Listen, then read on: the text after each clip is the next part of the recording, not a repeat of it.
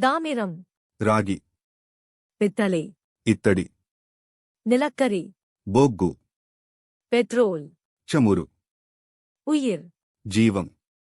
விலங்கு, జంతువు, பறவை, పక్షి, பூச்சி, పురుగు, மீன், చేప, ஊர்வன, ప్రాకేవి, பாலூட்டி, క్షీరదం, காடு, వనం, தோட்டம், తోట, வயல், పొలం, புல்வெளி, పచ్చిక బయలు, சதுப்பு நிலம், చిత్తడి నేల, பனிப்பாறை, హిమానీనదం, அடிவானம், దిగంతం,